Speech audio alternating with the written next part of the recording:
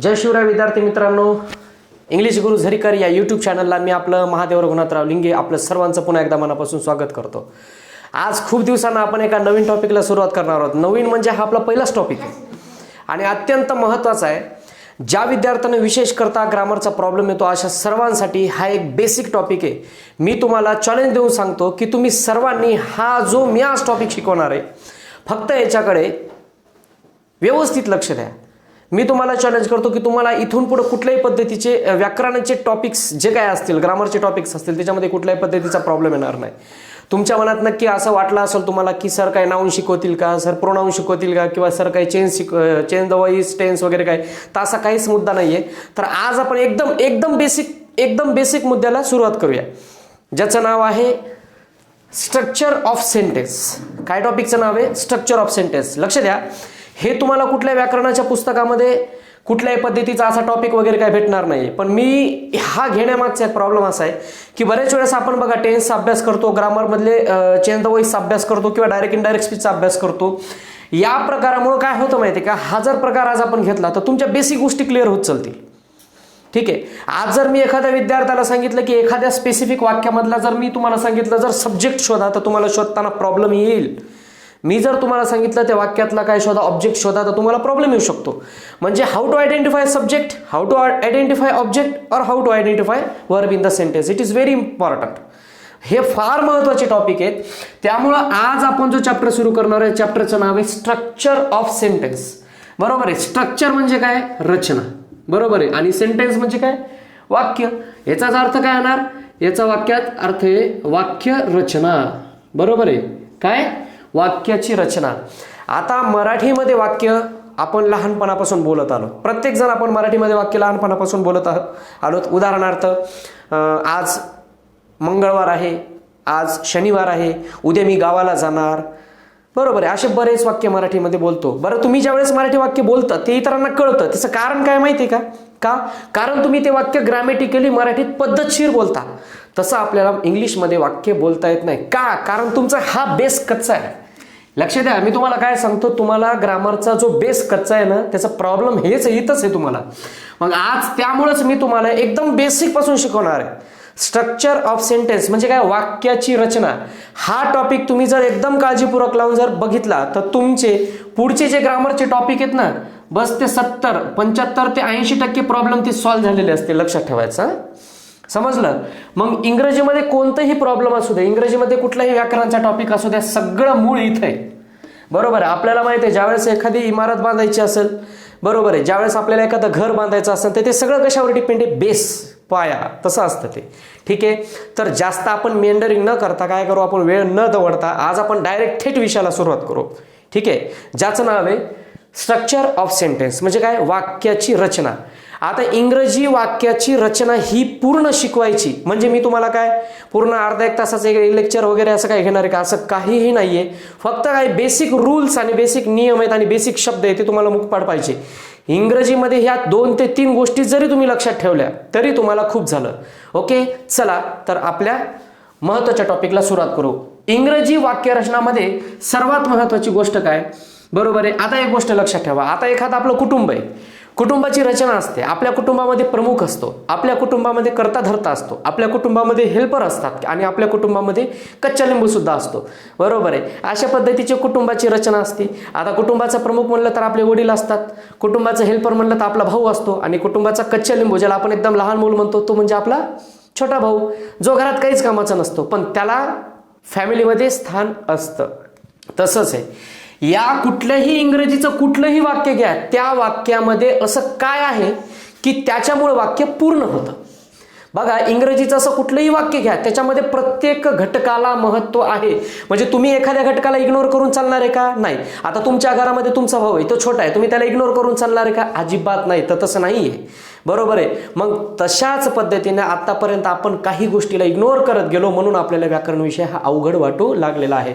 म्हणून चला तर वाक्य रचना हे शिकत असताना बेसिक गोष्ट लक्षात ठेवायची, कुठलंही इंग्रजीचं वाक्य ह्या 3 गोष्टीवर अवलंबून असतं. कुठल्या 3 गोष्टीवर अवलंबून असतं? नंबर 1, त्या वाक्याचा सब्जेक्ट. काय? त्या वाक्याचा सब्जेक्ट. सब्जेक्टला वाक्यात मराठीत आपण म्हणतो कर्ता. नंबर 1. बाकी काहीच लक्षात ठेवायचं नाही तुम्हाला. मी तुम्हाला जे फळ्यावर लिहून दिलेलं बस तेवढंच लक्षात ठेवायचं आहे तुम्हाला. वाक्यामध्ये कुठल्याही तुम्हाला सब्जेक्ट असणं महत्वाचं आहे. आता कसं आयडेंटिफाय करायचं याचा लोड बिलकुल तुम्ही नाही घ्यायचा. ठीक आहे. वाक्यामध्ये सब्जेक्ट. दुसरी महत्वाची गोष्ट वाक्यामध्ये वर्ब. वाक्यातील काय वर्ब, ज्याला मराठीत काय म्हणतो आपण रे, क्रियापद. काय म्हणतो ज्याला आपण, क्रियापद. ठीक आहे. आता सर आम्हाला तर हे पण आयडेंटिफाय करता येत नाही. मी तुम्हाला अगोदरच सांगितलेले तुम्ही आयडेंटिफाय करण्याच्या भानगडीतच पडू नका. त्यासाठी मी सक्षम आहे, मी तुमची तयारी करून घेईल. ओके. तिसरा पॉइंट आहे ऑब्जेक्ट. काय आहे ऑब्जेक्ट. ऑब्जेक्ट याला आपण म्हणतो मराठीत कर्म. काय म्हणतो आपण मराठीत कर्म. ज्या विद्यार्थ्याला ह्या 3 शब्दांचा भरपूर अभ्यास झाला त्याला इथले पुढचे सगळे टॉपिक जे मी शिकवल ते तुम्हाला सगळे टॉपिक कळतील याची मी हमी देतो. ठीक आहे. चला आता बघू आपण वाक्यात सब्जेक्ट, वर्ब आणि वाक्यात ऑब्जेक्ट. ठीक आहे. तर सगळ्यात पहिल्यांदा आपल्याला बघायचं, हे बघा तुम्हाला कळालं का मग, स्ट्रक्चर ऑफ सेंटेन्स. वाक्यामध्ये इंग्रजीचं कुठलंही वाक्य घ्या त्याच्यामध्ये 3 गोष्टी कायम महत्वाच्या आहेत. SVO. कोणतं SVO. कोणी याला SVO स्ट्रक्चर म्हणतं, तर कोणी याला स्ट्रक्चर ऑफ सेंटेन्स, कोणी याला सब्जेक्ट, वर्ब आणि ऑब्जेक्ट असं स्ट्रक्चर म्हणतं. ठीक आहे. इथपर्यंत कळालं का तुम्हाला, इथपर्यंत कळवलं ते. ठीक आहे. कुठलंही इंग्रजीचं वाक्य असो त्याच्यामध्ये तुम्हाला 3 शब्द लक्षात ठेवायचे. Number 1 SVO. Okay. S means subject, V means verb आणि O मीन्स ऑब्जेक्ट. ठीक आहे. आता सब्जेक्ट बद्दल पहिल्यांदा आपण महत्वाची माहिती घेऊया. मी एक तुमच्यासमोर रॅन्डमली कुठलंही वाक्य घेतो. मी ठरवून घेणार नाही, कुठलंही एक वाक्य लिहितो. आता लक्ष द्या. आता सगळं विसरून जायचं की सरांनी तुम्हाला 3 गोष्टी सांगितल्या त्यापैकी पहिली गोष्ट शिकवणार, काहीच घेणं नाही. आपण 3 शब्द विसरून जायचे. आता आज घडीला आपण काय करायचं, 3 शब्द विसरून जायचे. एक वाक्य मी तुमच्या समोर लिहितो. वाक्य नंबर 1 असं आहे, India is my country. India is my country. आता या वाक्याकडे तुम्ही लक्ष द्या. बरोबर आहे. या वाक्याकडे तुम्ही जर बघितलं त्या वाक्यामध्ये एकूण 3 घटक आहे. एक इंडिया, दुसरा आहे इज, तिसरं आहे माय कंट्री. तुम्ही म्हणणार सर तुम्ही माय कंट्री हे एकत्रच का लिहिलं, याला वेगवेगळं का नाही लिहिलं. बरोबर आहे. ठीक आहे.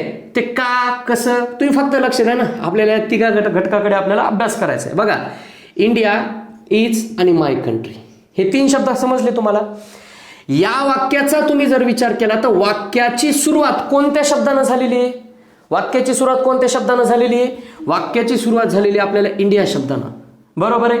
त्याच्यानंतर वाक्याचा आहे एक महत्वाचा पार्ट ज्याला आपण म्हणतो हेल्पिंग वर्ब इज. बरोबर आहे. त्याच्यानंतर आहे माय कंट्री. सर आम्हाला तरी पण नाही कळालं. बरोबर आहे. आता ही झाली तुमची लँग्वेज. आता माझी लँग्वेज आहे का. इंडिया इज माय कंट्री याचा अर्थ सर्वांना माहिती आहे. अर्थाशी आपल्याला काही घेणं देणं नसले तरी भारत आपला देश आहे, आपल्यावर अभिमान आहे त्याचा. ओके. आपल्याला त्याचा अभिमान आहे. इंडिया इज माय कंट्री आपल्याला सर्वांना माहिती आहे. या वाक्यामध्ये सर्वात महत्वाची गोष्ट म्हणजे वाक्याची सुरुवात कोणत्या घटकानं झालेली आहे, कोणत्या शब्दानं झालेली, इंडिया. म्हणजे या वाक्यात कशाची माहिती आहे, इंडियाची इंडियाची माहिती आहे. इंडिया या शब्दाची माहिती आहे. म्हणजे India is my country, Bharat हा माझा देश आहे. कशाबद्दल माहिती सांगितली, भारताबद्दल. तो शब्द कुठे, वाक्याच्या सुरुवातीला शब्द आहे. जो शब्द वाक्याच्या सुरुवातीला असतो म्हणजे जो शब्द वाक्याच्या सुरुवातीला असतो त्याच्याबद्दल विशेष काहीतरी माहिती असते सांगितलेली. विशेष म्हणजे आता पुन्हा तुम्ही म्हणणार सर विशेषणमध्ये चालले तुम्ही, असं नाही. बघा वाक्याच्या सुरुवातीचा शब्द सगळं विसरून जा. वाक्याच्या सुरुवातीचा शब्द म्हणजे काय, सब्जेक्ट, ज्याला आपण मराठीमध्ये म्हणतो कर्ता. बरोबर आहे. आता या वाक्याकडे लक्ष द्या. या वाक्यामध्ये सब्जेक्ट कोणता आहे, इंडिया. कारण ते कर्ता आहे, कारण त्याच्याबद्दल वाक्यामध्ये आपल्याला काहीतरी शिकायचं आहे. ओके. वाक्य number 2, you are my sister. Okay.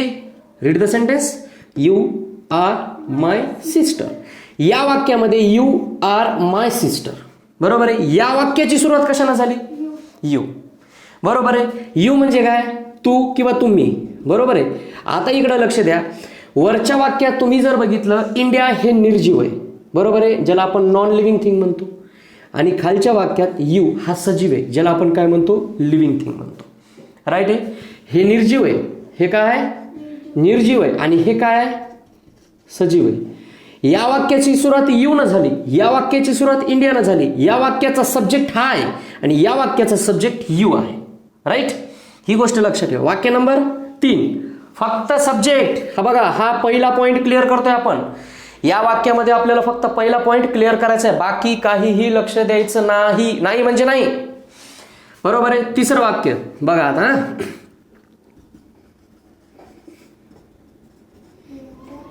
English is my favourite subject. हे एक वाक्य आहे. या वाक्याची सुरुवात कशाने झाली? इंग्लिशनं. म्हणून तो काय तो सब्जेक्ट आहे. बरोबर आहे. पहिली गोष्ट लक्षात ठेवा, सर सब्जेक्ट म्हणजे तुम्हाला असं म्हणायचं काय? सब्जेक्ट म्हणजे वाक्यात सुरुवातीचा घटक. एक्झॅक्ट. सब्जेक्ट म्हणजे वाक्याच्या सुरुवातीचा घटक असतो. प्रत्येक वेळेस सुरुवातीलाच येतो असं काहीही नसतं बरं का, पण त्याचं स्थान हे वाक्याच्या सुरुवातीला असतं 99%. बरोबर आहे. त्यामुळे लक्षात ठेवायचं. मग सब्जेक्ट म्हणजे काय? सब्जेक्ट म्हणजे वाक्याच्या सुरुवातीचा शब्द किंवा सुरुवातीचा शब्द. बरोबर आहे. मग माझा तुम्हाला प्रश्न आहे, सब्जेक्ट हा सजीव असतो का सब्जेक्ट हा निर्जीव असतो का सब्जेक्ट दोन्हीही असू शकतो? सब्जेक्ट हा दोन्हीही असू शकतो. पहिला पॉइंट क्लिअर.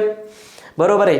तुम्हाला बाकी काही येऊ अथवा न येऊ, पण तुम्हाला एक महत्त्वाची गोष्ट लक्षात ठेवायची की तुम्हाला प्रत्येक वाक्यामधला काय ओळखता आला पाहिजे? कमीत कमी सब्जेक्ट तरी ओळखता आला पाहिजे. तुम्हाला त्या वाक्यातला काय ओळखता आला पाहिजे? सब्जेक्ट ओळखता आला पाहिजे. ठीक आहे. हे झालं पहिलं महत्त्वाची गोष्ट. सर्वांना कळालं इथपर्यंत? सब्जेक्ट कुठे येत असतो? वाक्याच्या सुरुवातीला का शेवटला? सुरुवातीला. बरोबर आहे. सब्जेक्ट सजीव निर्जीव दोन्हीपैकी कुठलाही पण असू शकतो. ठीक आहे. आणि सब्जेक्ट सर्वात महत्त्वाची भूमिका काय बजावतो? सब्जेक्ट हा वाक्याच्या सुरुवातीला येतो. ठीक आहे. हा पहिला पॉईंट क्लिअर झाला. पहिला पॉईंट क्लिअर झाला. आता वाक्यामध्ये सर्वात महत्त्वाचा दुसरा घटक वर्ब. वर्ब म्हणजे काय? क्रियापद. बरोबर आहे. आता एक गोष्ट लक्षात ठेवा, मनुष्याच्या शरीरात जसा आत्मा तसं वाक्याच्या शरीरात हे काय? क्रियापद. त्याच्याशिवाय वाक्यच पूर्ण नाही. कुठलंही वाक्य घ्या, इंग्रजीमध्ये क्रियापदाशिवाय वाक्य पूर्ण नाहीच. नाही म्हणजे नाही. बरोबर आहे. मी एक तुमच्या समोर वाक्य लिहितो. बरोबर आहे. वाक्य असं, रीडिंग इज माय हॉबी. काय वाक्य आहे? Reading is my hobby. आता बघा या वाक्यात सब्जेक्ट कोणता आहे? हे बघा, जास्त डोकं लावायचं नाही. या वाक्यात सब्जेक्ट कोणता? रीडिंग. बरोबर आहे. आता या वाक्यामध्ये एक गोष्ट लक्षात ठेवा, रीडिंग इज माय हॉबी या वाक्यामध्ये मी काय करतो? इज माय हॉबी एवढंच ठेवतो. बरोबर आहे. या वाक्यामध्ये मी काय करतो? इज माय हॉबी एवढंच ठेवतो. बरोबर आहे. म्हणजे मी जर याच्यात रीडिंग हा शब्द कट केला, बघा रीडिंग शब्द जर कट केला तर वाक्यात फारसा फरक पडत नाही. पण बघा तुम्ही हा शब्द कट करा, रीडिंग माय हॉबी, तुम्हाला काहीतरी हरवल्यासारखं वाटतं. तुम्हाला काहीतरी हरवल्यासारखं वाटतं. म्हणून लक्षात ठेवा, वर्ब म्हणजे काय? वाक्यामध्ये सर्वात महत्त्वाचा घटक म्हणजे काय? वर्ब. बरोबर आहे. आता मी तुम्हाला एक मराठीचं वाक्य लिहून दाखवतो. हा बघा, मला इंग्रजी वाचायला आवडते. काय वाक्य आहे? मला इंग्रजी वाचायला आवडते. या वाक्यात मला हा एक शब्द आहे, इंग्रजी हा एक शब्द आहे, वाचायला हा एक शब्द आहे आणि आवडते हा एक शब्द आहे. बरोबर आहे. आता मी काय करतो? हे वाक्य मराठीत लिहिलंय, मला इंग्रजी वाचायला आवडते. या वाक्यात तुम्ही जर बघितलं, आवडते म्हणजे काय रे? मूळ शब्द काय? आवडणे. मूळ शब्द काय? आवडणे. त्याच्या शेवटी काय लागलं? ने. कधीही लक्षात ठेवायचा, वर्ब फाइंड आउट करण्याची एक सोपी पद्धत म्हणजे काय? त्याच्या शेवटी ने येत असतं. काय येत असतं? ने. बरोबर आहे. आता बघा इकडं सोपी पद्धत आहे. पाहणे म्हणजे काय? सी आणि वॉच. राईट. त्याच्यानंतर पोहणे, पोहणेला काय येणार? स्विम. बरोबर आहे. आता मी रीड याचा अर्थ सांगायचा म्हणजे तुम्ही काय सांगणार? रीडिंग मीन्स काय? वाचणे. बरोबर आहे. त्याच्यानंतर WRIT राईट. राईट म्हणजे काय? लिहिणे. बरोबर आहे. बघा तुम्ही हे जे मूळ क्रियापद आहे ना, हे मूळ जो शब्द आहे ना, मी त्याला ने प्रत्यय लावलाय. काय लावलाय? ने. हे बघा इंग्लिशमध्ये हे ॲक्शन दर्शवणारे शब्द आहेत. काय आहेत? ॲक्शन. ॲक्शन दर्शवणारे शब्द आहेत. काय आहेत हे? ॲक्शन दर्शवणारे शब्द. ॲक्शन दर्शवणारे शब्द म्हणजे काय? कृती. कृती कळते का तुम्हाला? Act act act ACT. काय म्हणतात त्याला? कृती दर्शवणारे शब्द. ठीक आहे. आता इकडे बघा, आता मी हेच वाक्य काय करतो, इथं लिहितो. लिहू इथं हेच वाक्य मी इथं लिहितो. I like to read English. काय वाक्य लिहिलं रे मी? मला इंग्रजी वाचायला आवडते. मी इथं एक वाक्य लिहिलं, I like to read English. I like to read English. I like to read English. या वाक्यामध्ये आय काय आहे? माझा तुम्हाला प्रश्न आहे, सांगा. या वाक्यात आय काय आहे? आत्ताच आपण पाहिलंय, बरोबर आहे. आता या वाक्यामध्ये इंग्लिश हे काय आहे हे नंतर, हे सगळं सोडून द्या. लाईक म्हणजे काय? लाईक म्हणजे काय? लाईक म्हणजे काय? आवडणे. ने प्रत्यय आला म्हणजे हे काय आहे वाक्यात? क्रियापद आहे. काय आहे? क्रियापद. मग एक गोष्ट लक्षात ठेवा, हे बघा सब्जेक्ट, हे बघा कुठे काय, हे बघा हे सब्जेक्ट. सब्जेक्टच्या नंतरच काय येतं? यसच्या नंतरच व्ही येतं. हे बघा मी वर दिलेलं आहे, बरोबर आहे. सर्वात महत्वाची गोष्ट तुम्हाला काय लक्षात आलं पाहिजे? सब्जेक्ट आलं त्याच्यानंतरच क्रियापदाचं रूप असतंय बरं का. सब्जेक्टच्या नंतरच क्रियापद असते. म्हणजे सब्जेक्ट कुठे, आता मी कुठलं एक वाक्य लिहितो, पुन्हा बघा दुसरं वाक्य लिहितो. हा मी हे बघा तुमच्यासमोर पुन्हा मी काय लिहितो? दुसरं एक वाक्य लिहितो. इथं लिहू का? इथं लिहू ना. आता बघा पुढचं एक वाक्य लिहितो. हा, शी इज माय सिस्टर. काय लिहिले वाक्य मी? शी इज माय सिस्टर. या वाक्यात शी हे काय? सब्जेक्ट. पण या वाक्यात इज हे काय झालं रे? आहे, बरोबर आहे. आहे हे सुद्धा काय? हे सुद्धा काय? क्रियापद आहे. म्हणजे इज हे सुद्धा काय? वर्ब आहे. काय आहे? वर्ब आहे. हे बघा एक गोष्ट लक्षात ठेवा, सब्जेक्टच्या नंतरच वर्ब येतं. काय येतं? सब्जेक्टच्या नंतरच वर्ब येतं, बरोबर आहे. म्हणून ही गोष्ट लक्षात ठेवा, तुम्हाला जर सब्जेक्ट आलं तरच तुम्हाला काय येईल? वर्ब येईल, बरोबर आहे. त्यानंतर बघा आता सब्जेक्टच्या नंतर वर्ब. आता दुसरं एक वाक्य बघा. हे बघा,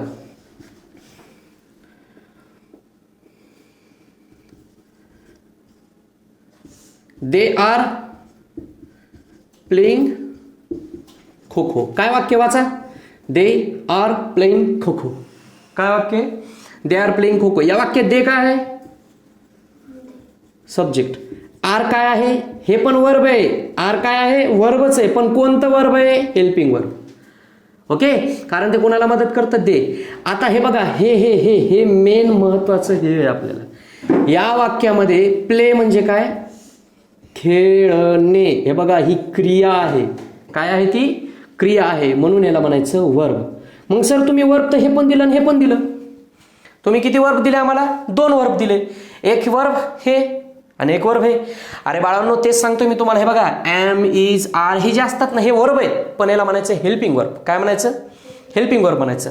आणि हे जे आहे प्लेइंग म्हणजे खेळणे, ही क्रिया आहे, बरोबर आहे. बघा 2 वर्बचा अर्थ लक्षात ठेवा. आहे, होता, असेल, नव्हतो, नाही, नसेल, हे पण वर्बच आहेत, बरोबर आहे. पण ते सहाय्यकारी क्रियापद आहे. ते फक्त मदत करण्यासाठी येतात. हे बघा देच्या सोबत आर, त्याच्यासोबत असिस्ट करण्यासाठी येतात, हेल्प करण्यासाठी येतात, म्हणून त्याला हेल्पिंग वर्ब म्हणतो. ओके, पण मेन क्रियापद हे आहे.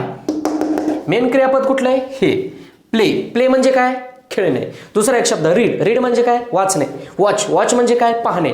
ईट म्हणजे काय? खाणे. ड्रिंक म्हणजे काय? पिणे. स्लीप म्हणजे काय? झोपणे. हे सगळे काय आहेत? ऍक्शन वर्ड आहेत.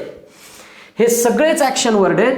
हे सगळे जे ऍक्शन वर्ड आहेत ना यालाच म्हणतात वर्ब. काय म्हणतात? यालाच म्हणतात वर्ब. मग सर वर्ब नेहमी सब्जेक्टच्या नंतरच असतो का? येस, वर्ब नेहमी सब्जेक्टच्या नंतरच असतो. मग वाक्यातला पहिला आणि दुसरा घटक तुम्हाला कळाला का? सब्जेक्ट आणि वर्ब हे दुसरा घटक. आता आपल्याला पाहायचं वाक्यातला तिसरा घटक. काय बघायचं आपल्याला? वाक्यातला तिसरा घटक बघायचा आपल्याला. वाक्यातला तिसरा प्रमुख घटक बघायचा आपल्याला, ज्याला आपण काय म्हणतो रे? ऑब्जेक्ट. काय म्हणतो ज्याला आपण?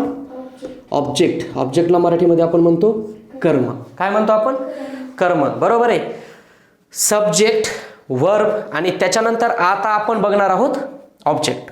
सब्जेक्ट बघितलं, त्याच्यानंतर काय बघितलं आपण? वर्ब बघितलं, त्याच्यानंतर आता आपण बघणार आहोत ऑब्जेक्ट. ओके, ऑब्जेक्ट म्हणजे कर्म. आता बघा, हा हे बघा, राम किल्ड रावणा. काय वाक्य रे? राम किल्ड रावणा. काय वाक्य? राम किल्ड रावणा. रामानं कुणाला मारले? रावणला मारलंय. ओके, या वाक्यात मारणारा कोण आहे? राम आहे. म्हणजे क्रिया करणारा कोण आहे? राम आहे. म्हणून त्याला काय म्हणतो आपण? सब्जेक्ट. कर्ता करविता कोण आहे या वाक्यात? राम आहे. आता कळाला तुम्हाला कर्ताचा अर्थ? बरोबर आहे. रामाने कुणाला मारलेले? रामाने मारलेले रावणाला. कुणाला मारले? रावणाला. आता रामाची क्रिया ज्याच्यावर झाली त्याला म्हणायचं कर्म. काय म्हणायचं? कर्म. ज्याला आपण इंग्लिशमध्ये काय म्हणतो? ऑब्जेक्ट. काय म्हणतो ज्याला आपण? ऑब्जेक्ट म्हणतो. बरोबर आहे. आता रामाची क्रिया आहे आणि कुणावर आहे क्रिया? रावणावर आहे. रावणावर क्रिया घडली, कुणातर्फे घडली? रामाने. रामाने क्रिया घडवली, कुणावर घडली? रावण. बरोबर आहे. मारणारा कोण आहे? राम आहे. मारले कुणाला? रावणाला मारले. मारणारा राम आहे म्हणून राम सब्जेक्ट आहे. मारले कुणाला? रावणाला म्हणून ऑब्जेक्ट रावण आहे. Ram subject, Ravan object. Ram subject, Ravan object. बरोबर आहे. कशाची क्रिया घडली? क्रिया कशाची घडली रे बाळांनो? मारण्याची. म्हणजेच याला म्हणतात वर्ब. काय म्हणतात? वर्ब. बरोबर आहे. सर पण बरेच वेळेस असं होतं परीक्षेमध्ये, काय होतं माहिती आहे का, आम्हाला ऑब्जेक्ट ओळखताच येत नाही. आम्हाला हे तुम्ही सांगितलं हरकत नाही, आम्हाला तुम्ही सांगितलं सब्जेक्ट, हे पण आम्हाला ओळखता येतं. आम्हाला हे पण ओळखता येतं काय? हे वर्ब, हेल्पिंग वर्ब सगळं, पण आम्हाला ऑब्जेक्ट ओळखता येत नाही. आता लक्ष द्या, ऑब्जेक्ट ओळखण्याची सगळ्यात सोपी पद्धत सांगतो मी तुम्हाला. इकडं लक्ष द्या. ऑब्जेक्ट ओळखण्याची सगळ्यात सोपी पद्धत आहे. सांगू का? ऐका. हे बघा, हे जे वर्ब आहे, या वर्बला प्रश्न विचारायचं कोणाला, आणि वर्बला प्रश्न विचारायचा काय. कळालं? दोन प्रकारचे ऑब्जेक्ट असतात वाक्यात. रामानं मारलंय कोणाला? रावणाला. वाक्यात आहे ना, रामानं कोणाला मारलं? रावणाला. वाक्यात रावण आहे का नाही? हे बघा, कुणाला असा प्रश्न विचारल्यावर जे उत्तर येतं ते आहे ऑब्जेक्ट. आता प्रश्न विचारायचं काय. बरोबर आहे. आता काय म्हटल्याच्या नंतर निर्जीव येतं रे बाळांनो, हे लक्षात ठेवा. आणि कोणाला म्हटल्याच्या नंतर वाक्यात काय येतं? सजीव येतं. बरोबर आहे. रामानं कोणाला मारलं? कुणाला मारलं? रावणाला. पण प्रश्न कशाला विचारलाय मी? वर्बला विचारलाय. बरोबर आहे. लक्ष द्या. नाही कळालं दुसरं वाक्य देतो. इकडं बघा. हे बघा, I like swimming. I like swimming. I like, मला आवडतं. काय? काय आवडतं मला? काय आवडतं? स्विमिंग. बरोबर आहे. या वाक्यात स्विमिंग हे सुद्धा काय झालं मग? ऑब्जेक्ट झालं. काय झालं रे? ऑब्जेक्ट झालं. बरोबर आहे. हे बघा, कधीही तुम्ही एक गोष्ट लक्षात ठेवा, याला जर आपण काय न प्रश्न विचारला, कशाला, पण ते कशाला विचारायचा प्रश्न? नेहमी क्रियापदालाच विचारायचा. कशाला विचारायचा? क्रियापदाला. दुसरं काही लक्षात ठेवू नका तुम्ही. ठीक आहे. फक्त क्रियापदालाच प्रश्न विचारायचा आहे. वाक्य दुसरं देतो. इकडे बघा. आता हे बघा,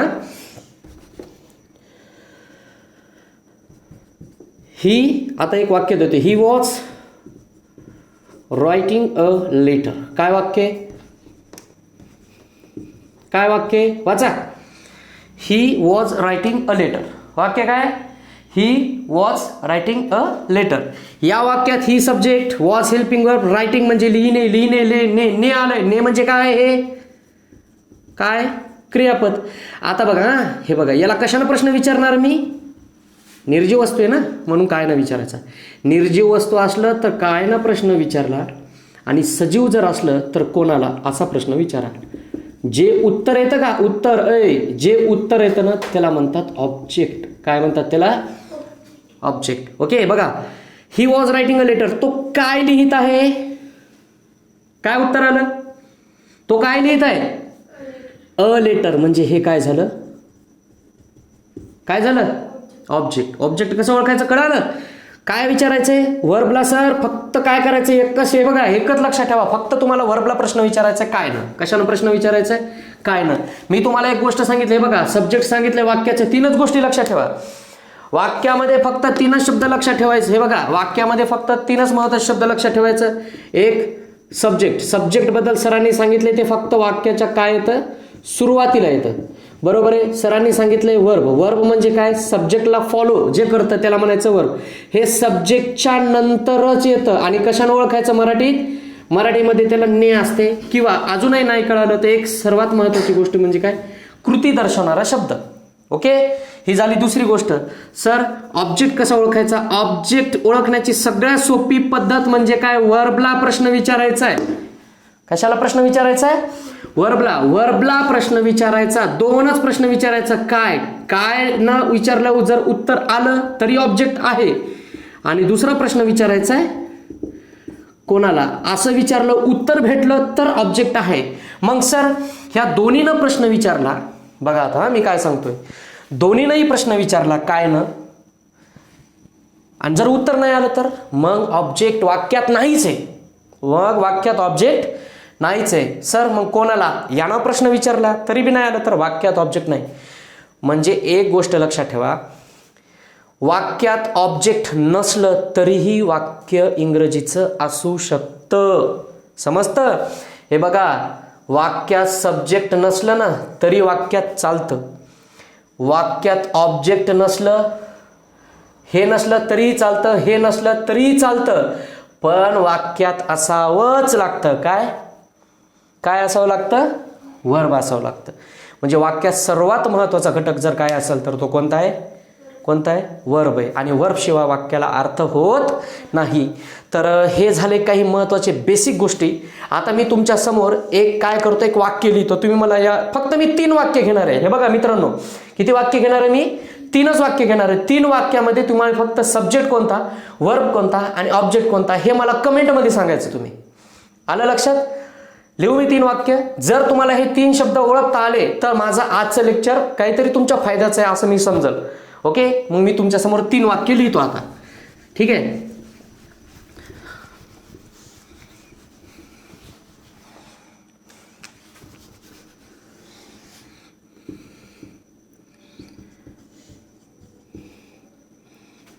He was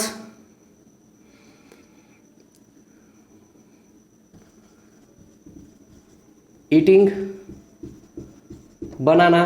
हे पहिलं वाक्य. ठीक आहे. दुसरं वाक्य, they are going. एवढंच वाक्य. आणि तिसरं वाक्य आहे रमन हेल्प्स मी. ओके, हे 3 वाक्य आहेत. या वाक्यात हे काय आहे ते ओळखायचं. मी जे अंडरलाईन करेन तेच ओळखायचं. या वाक्यात ही काय आहे ते सांगा. या वाक्यात वॉच काय आहे ते सांगा. या वाक्यात इटिंग काय आहे ते सांगा. या वाक्यात बनाना. 3च घटक सांगायचे. ही त्याच्यानंतर हे दोन्ही एकच आहेत. एकच म्हणजे एकच कॅटेगरी. आणि हे काय आहे ते सांगा. या वाक्यात दे काय आहे, आर काय आहे आणि गोईंग काय आहे. या वाक्यात पुढं काय नाही ते पण लक्षात आलं पाहिजे बरं का. या वाक्यात पुढं काय नाही. ठीक आहे. त्याच्यानंतर तिसरं वाक्य रमन हेल्प्स आणि मी. हे वाक्यात काय आहे तुम्ही मला शोधून दाखवायचं. पहिलं वाक्य मी सोडून दाखवतो तुम्हाला. बघा इकडं, या वाक्यामध्ये पहिल्यांदा तुम्ही बघा, ही काय आहे वाक्यात. ही वाक्यात काय आहे? ही वाक्यात काय आहे? सब्जेक्ट आहे. काय आहे? आणि वॉच आणि इटिंग या दोन्हीला पण काय म्हणायचं? वर्ब. बरोबर आहे. आता बघा मी काय प्रश्न विचारतो. इटिंग म्हणजे काय? ईट म्हणजे काय? ईट म्हणजे काय? खाणे. काय खातो एवढाच प्रश्न विचारला मी. काय खातो म्हणून म्हणायचं याला ऑब्जेक्ट. काय म्हणायचं? ऑब्जेक्ट. तुम्ही फक्त जे हे मेन वर्ब आहे ना यालाच प्रश्न विचारायचा. काय किंवा कोणाला. उत्तर आलं तर ऑब्जेक्ट आहे, नाही आलं तर नाही. ठीक आहे, कळालं तुम्हाला? आता हे आणि हे तुम्ही शोधून दाखवा. ठीक आहे. चला तर विद्यार्थी मित्रांनो, अपेक्षा अशी आहे की तुम्हाला आजचा माझा पहिला लेक्चर आवडलाच असेल. जरी नसेल आवडला तरी काही प्रॉब्लेम नाही आहे, हरकत नाही. मी अजून माझ्या पद्धतीने तयारी करेल. पण माझी एकच इच्छा आहे की पहिला व्हिडिओ आणि पहिला प्रयत्न असल्यामुळं तुम्ही प्रत्येकानं भरभरून प्रतिसाद द्या. कमेंट, लाईक आणि सबस्क्राईब करा. जय हिंद, जय महाराष्ट्र.